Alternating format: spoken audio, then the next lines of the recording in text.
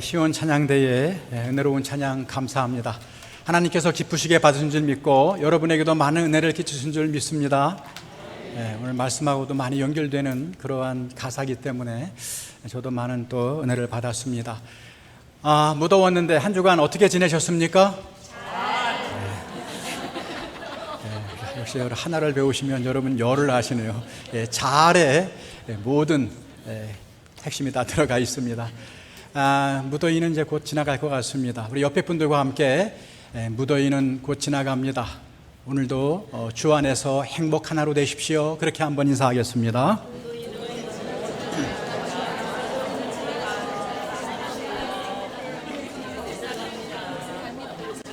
언제나 변함없으신 하나님의 은혜와 평강이 여러분 가정과 여러분에게 충만하시기를 주의 이름으로 축원합니다. 오늘 본문을 중심으로 해서 택하심을 받은 나그네라는 말씀을 증거하고자 합니다. 오늘 본문 말씀이 들어있는 베드로전서는 신약 성경에서도 특별히 고난을 받고 있는 성도들을 위해 고난을 받고 있는 성도들을 위로하고 격려하기 위해 기록한 서신입니다. 그 당시 성도들은 오늘날과는 달리 단지 예수를 믿는다는 이유 때문에 사회적으로나 경제적으로 큰 어려움을 당해야 했고, 또 주변 사람들에게 단지 예수를 믿는다는 이유 때문에 비난을 받고 모욕당하고 따돌림을 감수해야 했습니다. 그러니까 우리가 오늘 이렇게 자유롭게 예배를 드리고 신앙생활을 할 수 있는 것 굉장히 큰 은혜라 생각이 됩니다. 베드로는 이러한 고난과 어려움을 당하고 있는 소아시아의 그리스도인들에게 용기를 주고 또 힘을 북돋아주며 이러한 힘든 현실 속에서 어떻게 살아야 하는지를 여러 가지 권면으로 말씀해주고 있는 그 서신이 바로 베드로전서입니다. 이러한 상황에서 베드로는 그리스도인의 정체성을 나그네다 그렇게 규정하고 있습니다. 그래서 우리 학계에서는 또 베드로전서의 전체 신학을 가르쳐서 나그네 신학이다 그렇게 이름 붙이고 있습니다. 자, 베드로전서 1장 1절 2절 처음으로 어떻게 시작하고 있는지 한번 읽어보겠습니다. 베드로전서 1장 2절입니다. 다 같이 자 시작.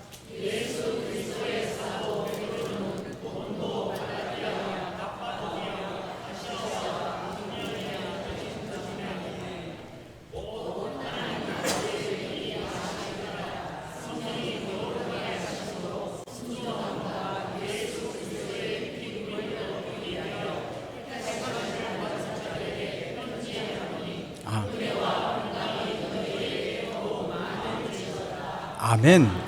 조금 생소한 단어들이 많이 나오죠. 그래서 읽기가 조금 수월하지 않을 수도 있습니다. 자, 발신자는 누구냐? 예수 그리스도의 사도 베드로가 그리고 수신자, 즉 성도들에게 이제 은혜와 평강으로 인사하면서 편지를 하는데, 여기에 보면 이 수신자, 성도들을 가리켜서 두 가지 용어로 표현하는 것을 볼 수가 있습니다. 하나는 흩어진 나그네에게 이렇게 얘기하고, 또 하나는 택하심을 받은 자들에게 이렇게 두 가지 용어로 수신자들을 규정하는 것을 볼 수 있습니다. 먼저 오늘 본문의 베드로전서 1장 1절 2절을 보면은 우선 그리스도인이 어떤 사람들이냐? 택하심을 받은 자들인데 어떻게 택하심을 받았느냐? 하나님의 미리 아심, 인간의 미리 아심이 아니에요. 태어나기도 전에 하나님의 미리 아심, 즉 예정하심을 통해 그리스도 예수의 핏뿌림을 통해 구원함을 받고 성령으로 거룩해진 택하심을 받은 하나님의 백성이다 그렇게 규정하고 있습니다. 그럼 참 놀라운 일이 아닐 수 없어요. 나와 같은 죄인을 구원하고 그리고 하나님 백성 삼으시기 위해 성부, 성자, 성령 삼위일체가 총동원되셨다는 것입니다. 우리가 그렇게 귀한 신분이 됐다는 것이죠. 그것을 오늘 본문 베드로전서 2장 9절에 보면 이렇게 표현해 주고 있습니다. 다시 한번 2장 9절 말씀 읽겠습니다. 시작. 그러나 너희는 택하신 족속이요 왕 같은 제사장들이요 거룩한 나라요 그의 소유된 백성이니 이는 너희를 어두운 데서 불러내어 그의 기이한 빛에 들어가게 하신 이의 아름다운 덕을 선포하게 하려 하심이라. 아멘. 여러분, 아마 성경에서 이렇게 우리 그리스도인들의 정체성을 분명하고 아름답게 규정하고 그들이 해야 될 일이 무엇인지를 또 이렇게 규정해 주는 그러한 구절도 많지 않을 것입니다. 여하튼 실로 엄청난 우리에게는 신분의 변화가 일어났다는 것이죠. 벌레같이 하찮았던 존재들이 하나님의 놀라운 은혜와 십자가로 하나님의 선민인 이스라엘이 누렸던 동일한 특권을 우리가 얻게 되었다는 것입니다. 한마디로 성도들은 성부, 성자, 성령의 은혜로, 능력으로 택하심을 받은 하나님의 백성이라고 하는 엄청난 신분을 얻게 되었다는 것입니다. 그런데 동시에 그리스도인은 이 땅에서는 흩어진 나그네다, 흩어진 나그네로 살아가는 존재다, 그렇게 말하고 있습니다. 여러분, 이 택하심을 받은 자라는 표현이 하나님과 우리의 수직적인 관계를 말하는 것이라면, 흩어진 나그네라는 말은 세상과 우리와의 수평적인 관계를 말하는 것이다, 그렇게 얘기할 수 있습니다. 다시 말하면 우리는 하나님의 특별하신 택함받은 하나님의 백성이지만 동시에 이 땅에서는 흩어지는 나그네라는 존재로 살아갈 수밖에 없다는 것입니다. 자, 오늘 우리가 읽은 본문 베드로전서 2장 11절 상반절에도 이 점을 좀 더 구체적으로 말해주고 있습니다. 2장 11절 상반절에 이렇게 기록하고 있죠. 사랑하는 자들아, 거류민과 나그네 같은 너희를 권하노니. 성도를 가르쳐서 거류민과 나그네 같은 너희라고 말하고 있습니다. 거류민과 나그네 같은 너희들. 여기서는 나그네라는 말과 함께 거류민이라는 말이 하나 더 포함되어 있습니다. 여러분, 거류민이라는 말은 헬라어 파라피데모스라는 말을 번역한 것인데, 한마디로 말하면 타향살이를 하는 사람, 낯선 사람, 그런 사람이 바로 거류민을 얘기하는 것이고요. 또 나그네로 번역한 헬라어 파로이코스라는 단어는 지나가는 길손, 외인, 외국인, 그런 뜻을 가지고 있다는 것입니다. 그러니까 무슨 말입니까?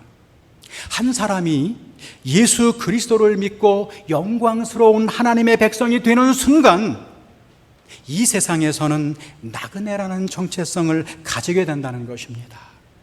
성도들은 하늘나라의 시민권, 하나님 나라의 시민권을 갖게 되는 순간부터 이 세상에는 구별된 존재, 그에 따른 구별된 삶의 방식 때문에 이 땅에서는 나그네다라는 존재의식을 갖고 살아가게 된다는 것이죠. 그래서 우리의 신앙의 선배들은 우리는 본향을 향해 나아가는 나그네다라는 의식을 늘 품고 살았다는 것입니다. 여러분, 그들이 나그네로 가졌던 가장 중요한 인식은 무엇일까요? 나그네라고 하면서 그들은 뭘 생각했을까요? 아마 가장 중요한 부분은 이 세상이 그들의 마지막 종착지가 아니라는 사실입니다. 이 세상은 우리의 본향이 아니라는 사실을 늘 의식하며 살았다는 것이죠. 그들은 나그네로서 예외 없이 이 세상이 아니라 이 세상 너머에 있는 본향인 하늘나라, 천국인 최종 목적지를 바라보며 그것을 간절히 사모하며 살았다는 것입니다. 그런데 안타깝게도 요즘 세대는 이러한 나그네 의식이 많이 약해진 것 같아요. 여러분, 나그네라는 말이 와 닿으십니까? 지나가는 나그네, 지나가는 길손, 그냥 타인, 타국인. 사실 우리 부모님 세대만 해도 나그네 의식이 생생하게 살아있었던 것 같습니다. 제 기억에 그분들은 모일 때마다 이런 찬송을 참 많이 불렀어요. 우리도 가끔 부르긴 하지만 잠시 세상에 내가 살면서 항상 찬송 부르다가 날이 저물어 오라 하시면 영광 중에 나아가리. 열린 천국문 내가 들어가 세상 짐을 내려놓고 빛난 면류관 받아 쓰고서 주와 함께 길이 살리 찬양했습니다. 또 여러분, 이런 찬양을 부르는 모습도 저는 기억이 납니다. 죄 많은 이 세상은 내 집 아니네. 내 모든 보안은 저 천국에 있네. 저 천국문을 열고 나를 부르네. 나는 이 세상에 뭐 할 수 없다? 정둘 수 없다. 기억나세요? 기억 안 나세요? 복음성가를 멋지게 부르면 혹시 기억나실 텐데, 이 세상에 정둘 수 없었다, 그런 마음으로 찬양했다는 거죠. 여러분, 이러한 찬양의 핵심 주제는 단순히 천국은 정말 좋고 아름다운 곳이다 라는 기대에만 있었던 것이 아니에요. 이런 찬양의 핵심 속에는 천국의 소망을 둔 그리스도인이라면 이 땅에 결코 안주하며 살 수 없다, 이 땅에 완전히 내 고향인 것처럼 그렇게 안주하며 살아갈 수 없다라는 것에 늘 관점을 가지고 살았다는 것입니다. 잠시 머물다 갈 세상에 뭐 그리 큰 미련 두겠나, 부귀영화도 있다가도 순식간에 사라지고 말 텐데 이런 데 너무 집착하거나 연연하지 말자. 본향에 대한 분명한 소망이 생생하게 살아있기 때문에 그들은 이 세상의 유혹과 쾌락이 아무리 커도 크게 흔들리지 않고 나그네로서 나그네답게 살아갈 수 있었다는 것입니다. 오늘날 우리는 눈앞에 있는 여러 가지 분주한 일 때문에 지금도 허겁지겁 살아가고 있지만 적어도 이 땅에서는 우리의 정체가 나그네라는 것, 이 세상은 우리의 본향이 아니기에 우리는 이 땅에 결코 안주할 수 있는 존재가 아니라는 것, 여러분, 이것은 결코 잊어서는 안 된다는 것입니다. 우리가 택하심을 받은 나그네라는 의식을 분명하게 가질 때, 그렇다면 오늘 본문은 우리가 받을 수 있는 본문입니다. 그렇다면 택하심을 받은 나그네로서 우리 그리스도인은 이 땅에서 도대체 어떻게 살아야 되는 것입니까? 오늘 본문에는 분명하게 두 가지로 말해주고 있습니다. 오늘 중요한 말씀입니다. 베드로전서 2장 11절 12절을 통해서 우리 성도들은 나그네로서 어떻게 살아야 되는가 베드로는 두 가지로 말해주고 있습니다. 다 같이 읽어보겠습니다. 자, 시작.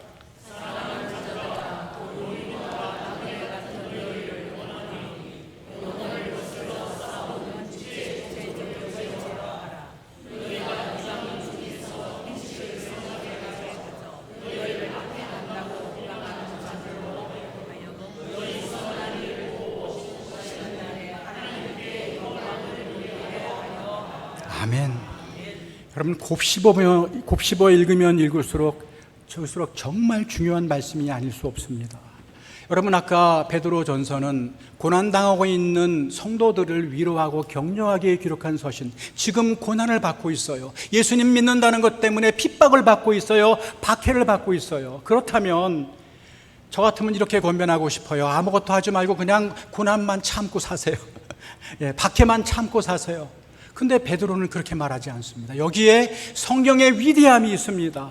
두 가지를 얘기하고 뭡니까? 첫 번째는 육체의 정욕을 제어하라.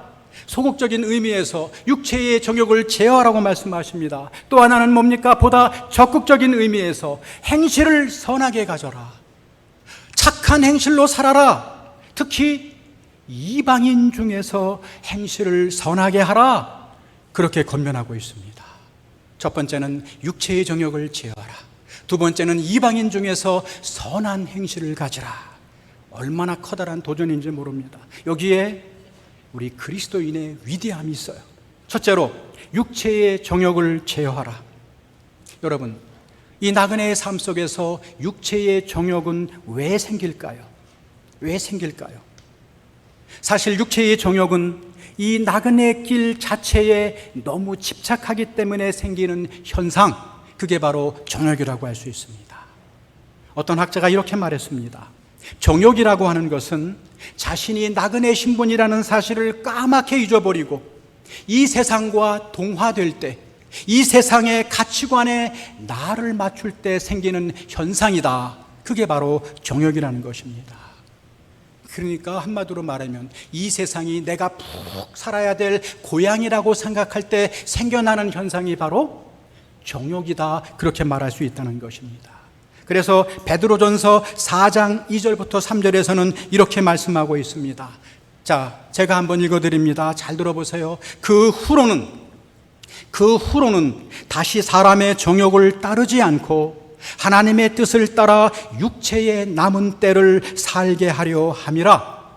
너희가 음란과 정욕과 술취함과 방탕과 향락과 무법한 우상 숭배를 하여 이방인의 뜻을 따라 행한 것은 뭐예요? 지나간 때로 족하도다. 그렇게 말씀하고 있습니다.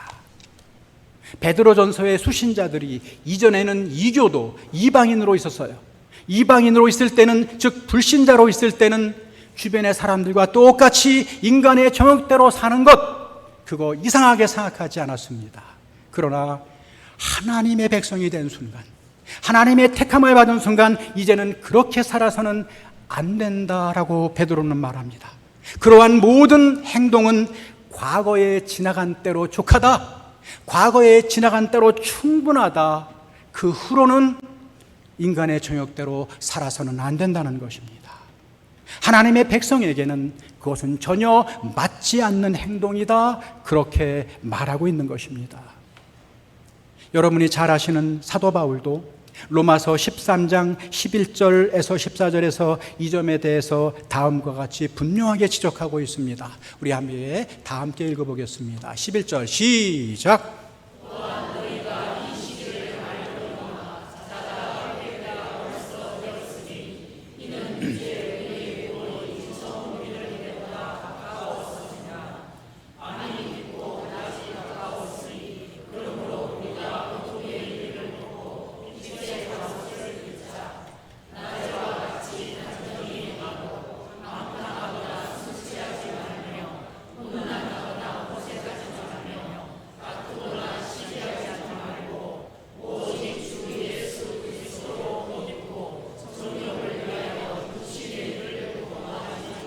아멘. 여러분, 이 말씀은 교회사적으로도 매우 중요한 말씀이 아닐 수 없습니다. 여러분이 잘 아시는 저 유명한 탕자 어거스틴이 성 어거스틴으로 변화되는데 결정적인 역할을 한 말씀이 바로 이 말씀이에요.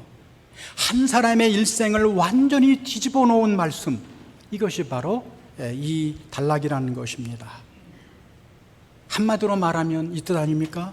예, 너 아직도 자고 있니? 지금 주무시는 분 계세요?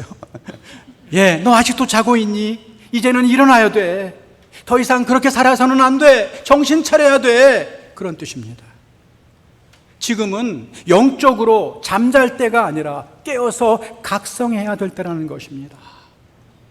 잠시 머물다가 언제든 떠날 준비가 되어 있는 그 존재가 나그네라면 지나가는 길에 뭐 그리 욕심내고 뭐 그리 쾌락을 즐기고 남 짓밟고 자기 정욕 채우려고 그렇게 애쓸 필요가 있겠느냐, 그런 말입니다. 사실 오늘 우리가 잠 못 이루고 걱정하며 염려하며 근심하는 일의 대부분은 어떻게 보면 나그네라는 존재, 나그네의 삶에는 어쩌면 꼭 필요한 일이 아닐 수 있어요. 그걸 가지고 우리가 오늘 염려하는 것은 아닐까요? 오늘도 우리에게 감사를 빼앗아 버리고 하늘의 평강과 기쁨을 잃어버리게 하는 그 일은 어쩌면 대부분 나그네에게는 그리 중요하지 않은 일일 수도 있다는 것입니다. 나그네의 힘을 자꾸 잊어버리기 때문에 생겨나는 염려와 근심과 걱정은 아닌지요. 그렇기 때문에 베드로는 이 세상에 얽매여 육체의 정욕에 빠지지 않도록 날마다 자신의 욕심과 탐심을 어디에 못 박아요? 십자가에 못 박는 훈련을 하라, 그렇게 말하는 거예요. 육체의 정욕을 제어하라, 계속해서 육체에 찾아오는 정욕을 통제하라, 그렇게 권면하고 있습니다. 나그네로서 우리가 이 땅에 어떻게 살아야 되느냐? 소극적인 의미에서 내 육체의 정욕을 제어하며 살아야 된다는 권면입니다.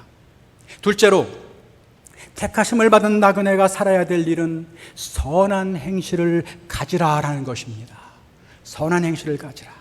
선한 행실을 가지라. 너무나 당연한 말씀이죠. 그러나 당연한 말씀이 아닙니다. 여러분, 베드로전서 2장 12절의 말씀을 제가 다시 한번 읽어드립니다. 너희가 이방인 중에서 행실을 선하게 가져 너희를 악행한다고 비방하는 자들로 하여금 너희 선한 일을 보고 오시는 날에 하나님께 영광을 돌리게 하라. 아멘. 여러분, 이 말씀의 초점, 요점이 무엇입니까? 이방 사람들 가운데서 행실을 선하게 가지라는 것입니다. 왜냐하면 너희들의 그 선한 행실을 통해 세상 사람들, 즉 불신자들이 감동해서 그들이 하나님께 영광을 돌리게 하라는 도전인 것입니다. 여러분, 이건 너무나 중요한 말씀이 아닐 수 없습니다. 마태복음 5장 16절에 보면 우리 예수님도 과감하게 이렇게 우리들에게 요구하십니다. 다 같이 읽어보겠습니다. 시작. 이같이 너희 빛이 사람 앞에 비치게 하여 그들로 너희 착한 행실을 보고 하늘에 계신 너희 아버지께 영광을 돌리게 하라. 아멘. 여러분, 내가 영광을 돌리는 것이 아니라 믿지 않는 사람들이 나의 선한 행실을 보고 하나님께 영광 돌리게 하는 삶, 그런 삶을 우리에게 요구하고 계시는 거예요. 여러분, 여기에서 착한 행실이라는 말, 그 착한 행실을 보이라고 그러죠. 근데 오늘 본문에는 선한 행실이라는 말이 나옵니다. 선한 행실, 착한 행실, 같은 헬라어 단어가 사용되었어요. 그러니까 같은 단어라는 것입니다. 같은 단어. 한마디로 말하면 우리 그리스도인들은 이 주변 사람들과 세상 사람들에게 좋은 평가를 받아야 된다는 거예요. 좋은 평가를 받아야 된다는 것입니다. 우리는 우리대로 신앙생활 할 테니까 상관하지 말고 너희는 너희나 잘 살아요, 이런 것이 아니라 우리 그리스도인들은 주변 사람들에게, 세상 사람들에게 좋은 평가를 받아야 된다는 것입니다. 왜요? 그래야 그들이 감동을 받고 우리가 섬기고 있는 하나님이 정말 진짜 하나님이구나 라고 인정하며 하나님을 영화롭게 한다는 것입니다. 그러나 안타깝게도 오늘 교회가 그런 삶을 살아갑니까? 오히려 세상의 비난이나 비판을 받고 있다는 것 저도 알고 여러분도 잘 압니다. 이루 말할 수 없을 정도입니다. 코로나 상황 이후에는 더욱더 어려움을 당하고 있는 것도 사실입니다. 여러분, 이렇게 된 결정적인 요인이 어디에 있습니까? 다른 사람 탓입니까? 다른 지도자 탓입니까? 아닙니다. 결국 우리의 믿음이 우리의 선한 행실로 이어지지 않았기 때문입니다. 이 교회당 안에서의 우리의 고백이 밖에서 우리의 선한 삶으로 드러나지 않기 때문입니다. 성경은 분명하게 말하잖아요. 사람이 착하고 선한 행실로 구원받는 것은 아니지만, 그래요, 착한 행실로 구원받는 건 아닙니다. 구원은 은혜로 받습니다. 그러나 성경은 또 말합니다. 구원받은 사람은 착하고 선하게 살아야 한다는 것입니다. 이게 정말 중요합니다. 선한 행실이, 착한 행실이 구원의 원인은 아니에요. 구원의 전제는 아니지만 구원받은 자의 결과가 되어야 한다는 것입니다. 선한 행실은 그리스도인들에게 반드시 나타나야 될 구원의 결과요 효과라는 것입니다. 바꾸어 말하면 저 사람은 선하지도 않고 착하지도 않아? 그러면 저 사람 정말 구원받았나? 저 사람은 정말 믿음이 있나? 그거 의심할 수 있다는 것입니다. 그러므로 야고보서 2장 26절에서는 결론적으로 이렇게 선언하고 있습니다. 영혼 없는 몸이 죽은 것 같이, 영혼이 없는 몸은 죽은 거잖아요. 시체잖아요. 근데 영혼 없는 몸이 죽은 것 같이 비유합니다. 행함이 없는 믿음은 이미 죽은 것이다. 그 믿음은 죽은 것이다. 그렇게 결론 내리고 있습니다. 그러므로 우리 그리스도인은 착하고 선하게 살아야 됩니다. 만약에 이 세상에 법 없이 사는 사람이 있다고 하면 그리스도인이 그런 사람 되어야 한다는 것입니다.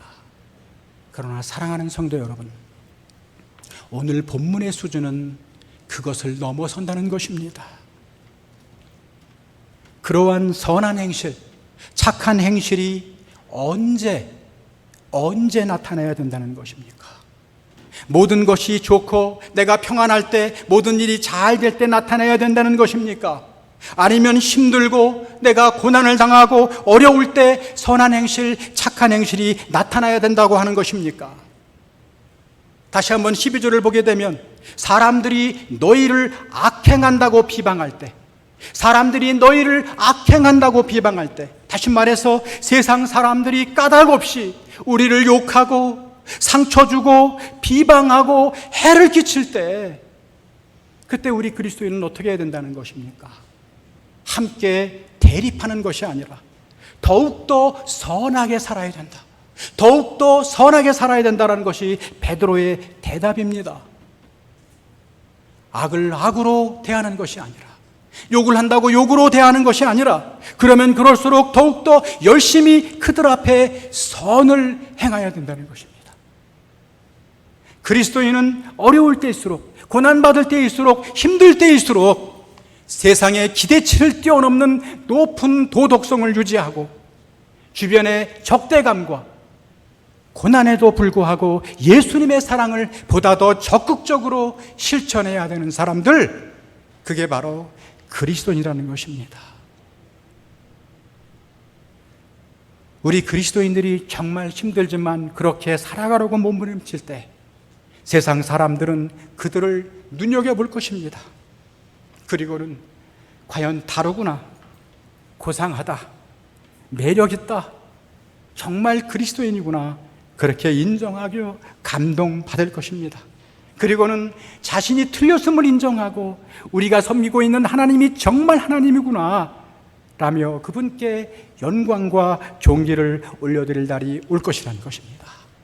여러분, 이것이 바로 오늘 말씀의 핵심입니다. 여러분, 이거 얼마나 아름답고 근사한 인생입니까? 바로 하나님의 영광스러운 백성이면서 나그네로서의 이 땅을 살아가는 사람들의 삶의 수준이 바로 이 정도라는 것입니다. 자, 그렇다면 문제는 어떻게 그런 삶을 우리가 살아갈 수 있겠느냐 하는 것입니다. 어떻게 그런 삶을 살아갈 수 있을까요? 여러분, 이런 삶이 결코 쉽지 않다는 것 저도 알고 여러분도 너무나 잘 알고 있지 않습니까? 어떻게 보면 이런 삶을 가리켜서 미션 임파서블, 불가능한 임무, 영화 제목이죠. 불가능한 과제라고 말할 수 있습니다. 아무리 살펴봐도 나같이 연약하고 부족한 사람이 그렇게 그런 삶을 살아갈 수 있을지 답이 나오지 않습니다. 답이 나오지 않아요. 사실 내 힘, 내 능력, 다시 말하면 맨정신으로는 결코 가능하지 않는 삶입니다. 그렇다면 하나님께서는 저와 여러분에게 불가능한 임무를 주신 것일까요? 할 수 없는 것을 하라고 하신 걸까요? 그렇지 않습니다. 할 수 있기 때문에 그렇게 살라고 우리에게 권면하고 있는 것입니다. 저와 여러분이 그렇게 만만한 존재가 아니라는 거예요. 그렇게 하찮은 존재가 아니라는 것입니다. 하나님이 그러한 기대를 걸 만큼 기대를 하실 수 있을 정도로 우린 이미 대단한 신분, 대단한 존재로 삼아 주셨다는 것을 결코 잊어서는 안 된다는 것입니다. 그렇다면 택하심을 받은 나그네로서 우리가 어떻게 그런 삶을 살아갈 수 있겠습니까? 베드로가 우리에게 제시하는 방법은 딱 한 가지입니다. 오늘 그 성가대의 찬양에서도 나왔는데요, 우리 주님의 발자취를 따라가면 된다는 거예요. 우리 주님의 발자취를 따라가면 된다는 것입니다. 우리 다 함께 베드로전서 2장 20절에서 21절을 읽어보겠습니다. 다 같이, 자, 시작.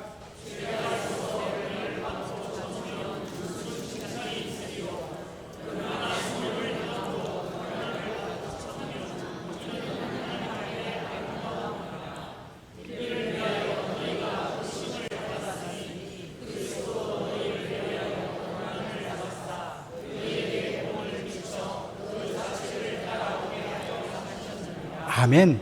그리스도도 너희를 위하여 고난을 받으사 너희에게 본을 끼쳐 그 자취를 따라오게 하려 하셨느니라, 그렇게 말씀하고 있습니다. 어쩌면 이 말씀이 베드로서 전체의 주제 구절이라고도 해도 과언이 아닐 것입니다. 여러분, 이미 예수님께서, 하나님의 아들인 예수님께서 우리가 가야 할 길을 다 가셨다는 거예요. 그저 말로만 한 것이 아니라 직접 가시면서 삶으로 본을 보이셨다는 것이죠. 그러므로 하나님의 택하심을 받은 나그네로서 우리가 해야 될 일은 단순합니다. 먼저 가신 그리스도인의 발자취를 따라가면 되는 거예요. 발자취를 따라가면 되는 거예요. 이거 어떻게 이해할 것인가? 여러분, 이거 다른 말로 표현할 수가 있어요. 주님의 발자취를 따라간다는 말은 주님과 동행하는 삶을 살면 된다는 것입니다. 왜냐하면 그분은 지금 살아계셔서 십자가에 못 박혀 죽으신 것이 아니라 다시 살아나셔서 우리와 함께 하십니다. 그러므로 날마다 주와 동행하며 주의 발자취를 따라갈 때 우리도 모르게 그 놀라운 삶을 살아갈 수 있게 된다는 거예요. 여러분 기억나세요?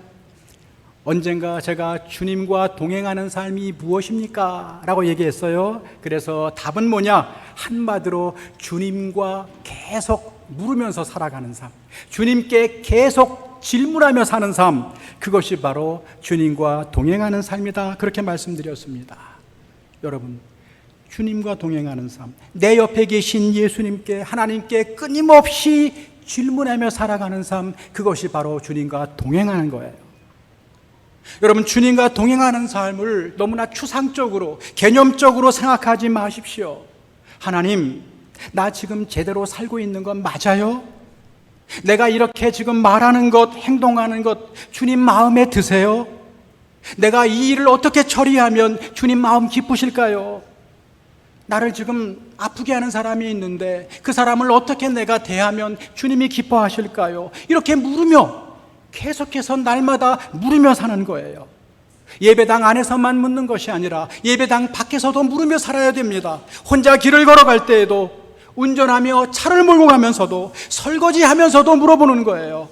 오늘 내 속을 썩이는 이 남편 어떻게 대하면 하나님 마음 맞을까요? 계속해서 물으며 사는 거예요. 여러분, 이제는 정말 당연하게 인정하셔야 돼요. 여러분, 내가 내 인생 영위할 수도 없고요, 내 인생이지만 내 인생 머리털 하나도 내가 책임질 수 없어요. 그거 아시잖아요. 하물며 어떻게 우리가 그 놀라운 하나님의 뜻을 따라가며 살아갈 수 있겠대요. 그렇기 때문에 하나님께 끊임없이 물으며 상담하며 나를 내려놓고 그 말씀대로 순종해 보는 거예요. 그럴 때 주님이 내 대답이 되십니다. 모든 인생의 질문에 주님이 내 대답이 되시고, 내 능력이 되시고, 내 도움이 되어주시고, 내 소망이 되어주세요. 그러면 그 사람의 인생은 끝이에요. 그것이 바로 주님과 동행하는 삶이라는 것입니다. 근데 여러분, 우리가 한꺼번에 너무 많은 걸음 가려고 할 필요가 없어요. 이 나그네 길에 본향을 바라보며 한 걸음씩 주님과 동행하는 훈련을 하는 거예요. 날마다 말씀을 통해서 하나님의 뜻을 더 알아가고, 날마다 기도를 통해 영광의 하나님을 만나며, 날마다 하나님의 마음 헤아리며 살아보겠다 다짐하며 한 걸음씩 나아가는 것입니다. 지금보다 한 걸음씩만 더 앞으로 나아가십시다.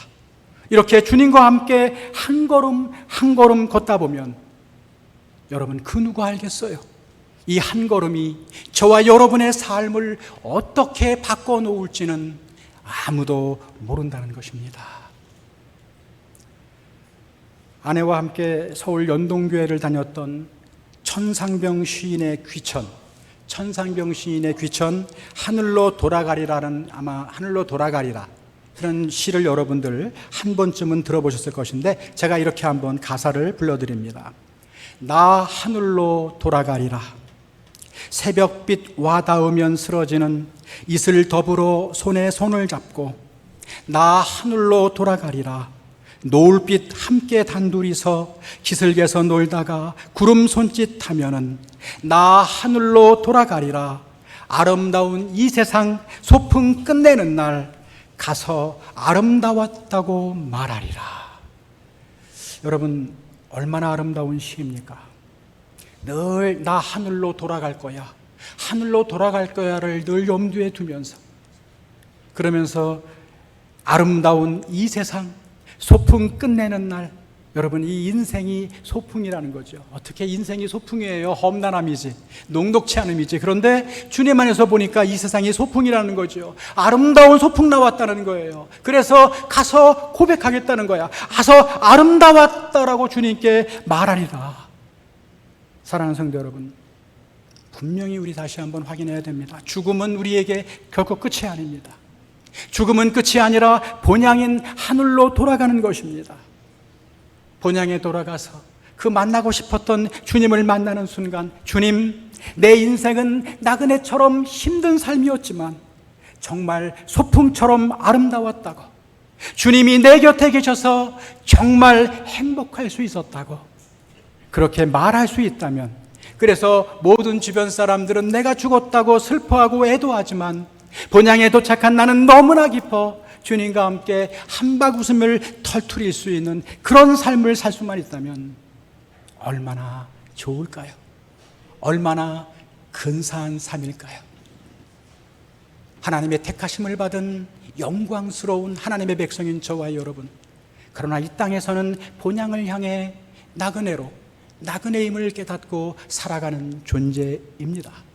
그러므로 육체의 정욕을 제어하고 날마다 힘들고 어렵지만, 혹시 내가 그들에게 박해를 받지만 그럼에도 불구하고 착한 행실로 그들을 감동시켜 살아계신 하나님이 영광 돌리게 할 수 있는 그런 삶, 그런 삶을 한번 도전해보는 저와 여러분이 되면 어떡하겠습니까?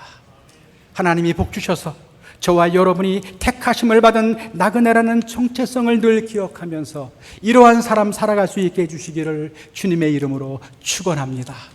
기도하겠습니다. 사랑과 은혜가 풍성하신 아버지 하나님, 오늘도 귀한 말씀 들려주시니 감사합니다.